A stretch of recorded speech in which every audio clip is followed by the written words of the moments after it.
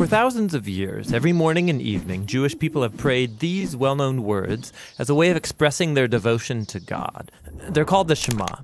Hear, O Israel, the Lord is our God, the Lord is one. And as for you, you shall love the Lord your God with all of your heart, with all of your soul, and with all of your strength.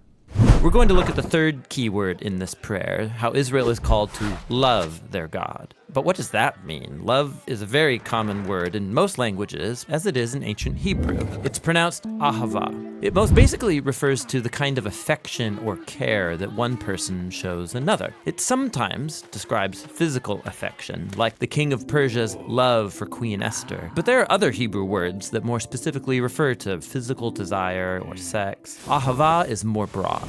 So Abraham had Ahavah for his son Isaac, that's parental love. Jonathan showed Ahavah for his friend David, that would be brotherly love. In fact, a whole group of people can have Ahavah for their leader, like when the Israelites showed love for their King David. Ahavah can even describe loyalty between political allies, like Hiram, the king of Tyre, loved David. They had good relations, and so Hiram wanted to help David's son Solomon build the temple. These are all different kinds of affection described with the one word, Ahavah. Now, all of this is helpful for understanding God's Ahavah in the Old Testament. So in Deuteronomy, Moses told the Israelites, God showed affection for you. He chose you because of his Ahavah for you. So God doesn't love because the Israelites earned it or deserve it. It simply originates from God's own character. He loves because he loves. This is why Jeremiah can say that God's love is everlasting. It has no end because it has no beginning. God's love just is an eternal fact of the universe. And God's love is not a duty, it's a genuine feeling, an affection that God experiences. This is why the prophet Hosea compares God's love for his people to a husband's Ahavah for his wife, or to a parent showing Ahavah for their child. It's one of the strongest things that God feels. But that doesn't mean that God's love is just a feeling. God's love is also in action. It's something God chooses to do. Like when Moses says, because of God's Ahavah for your ancestors, he brought you out of Egypt with great power.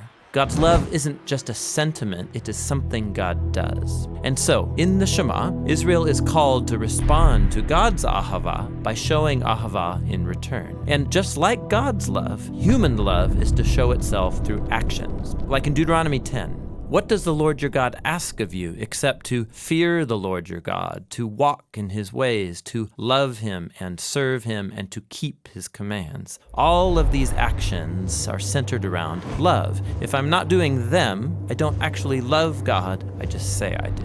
Which leads to one last thing. In the Old Testament, I show my love for God by how I treat the people around me. In Deuteronomy, we read that God defends the cause of the fatherless and the widow, and he shows Ahavah for the immigrants among you, giving them food and clothing, and so you also show Ahavah for the immigrant. So the people are to imitate God's Ahavah by showing Ahavah for others. This is the idea underneath the famous line, you shall Ahavah your neighbor as yourself.